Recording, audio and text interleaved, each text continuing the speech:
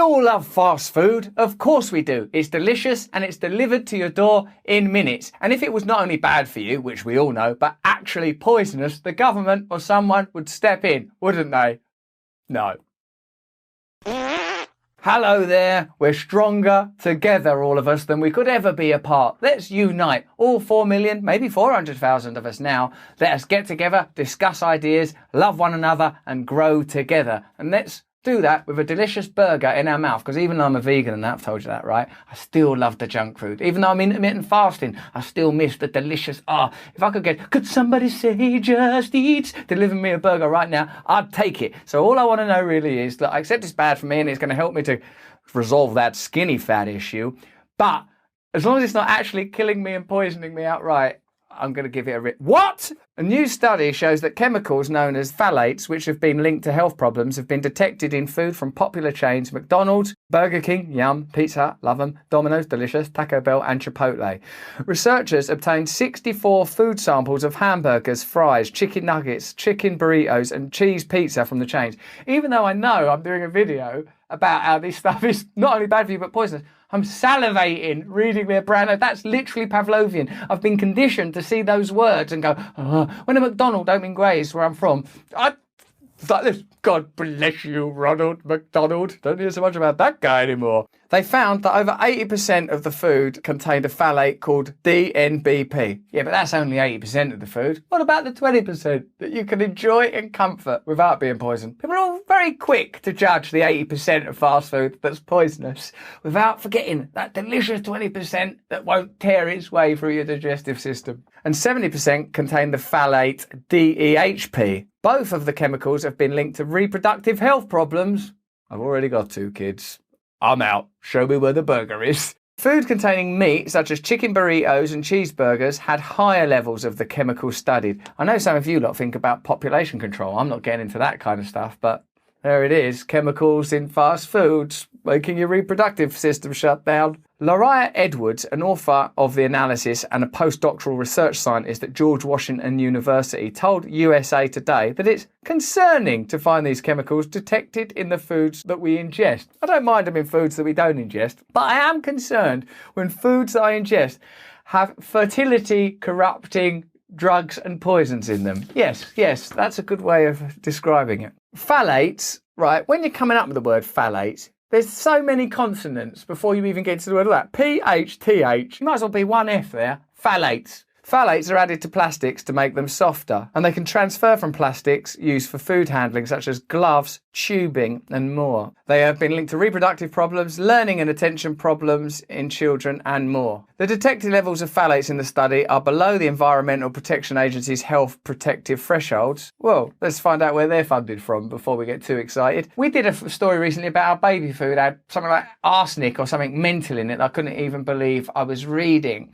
We all know that fast food's bad for us. We all know that it leads to people not being paid enough money. All of those delivery services that have emerged in the pandemic are exploitative. Oh yeah, but you'd rather have a job. I see the stuff you guys say.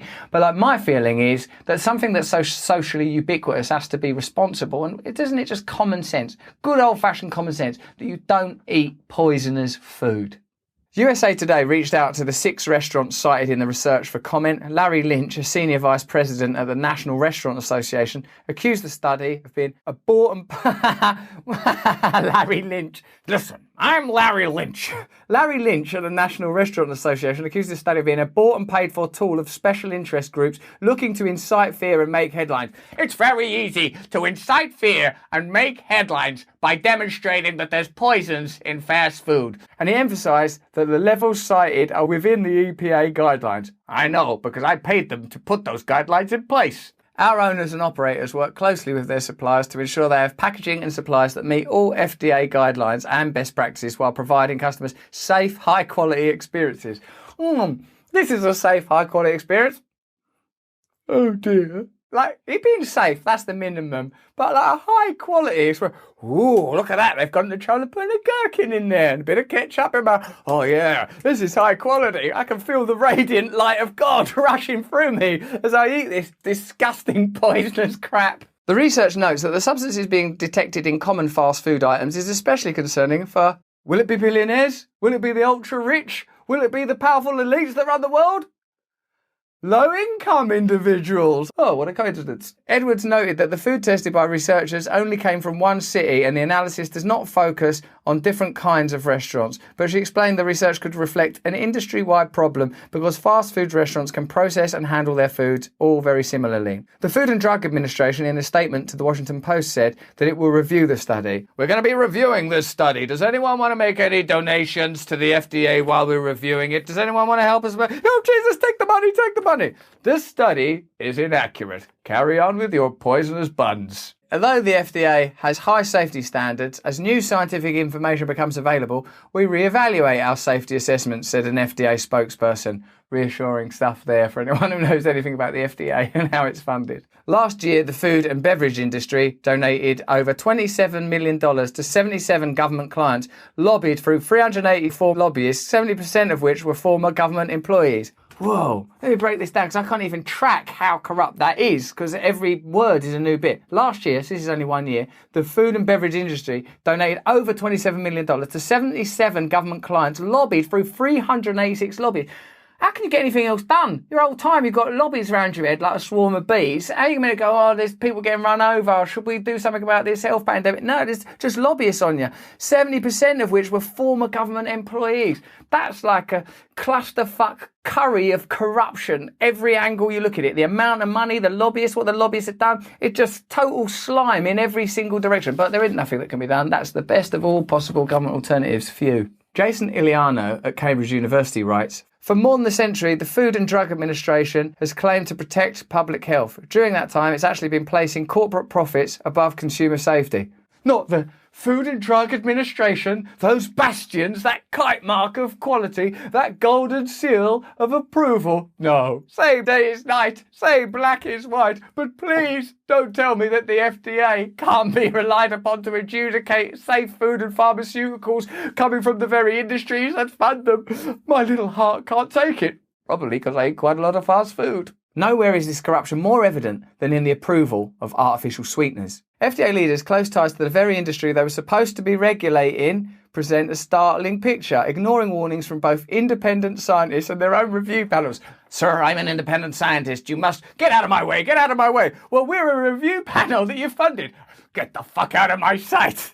They're ignoring everybody. The FDA decision makers let greed guide their actions. There's an independent scientist here. We don't think you should do it. There's a panel that we've paid for here. Please, sir, think again. But here, there's naked greed. And what do you say, naked greed? I say, fuck 'em. I'm going to go with greed.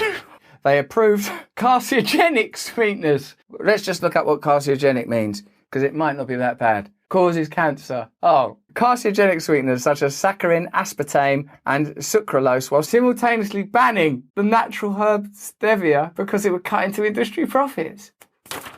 They banned the healthy, natural one. But this one, sir, it's natural, and it can be used by anybody, and it's very cheap to get to the consumer. Get out of my office. It's a small example. It's just one aspect of the FDA's huge remit, but you can take the temperature of the entire thing there. So you might want to map that onto other issues and think what the value of FDA approval is for other products. If that's what they do with something that you click into your coffee for a little bit of a buzz, what else might they be doing? Why don't you tell me what you think in the comments, where else this FDA corruption and this poisoning issue might lead to? Let me know what you think. Watch this video if you enjoyed this one. If you want to focus on your well-being and natural therapeutic methods that will affect your own consciousness and change you, check this video out. If you want to be part of my community and part of my learning journey, please click on this and we can discuss what we're reading, what we're watching, what we're doing together, come together, have live events. Ultimately, most importantly of all, stay free.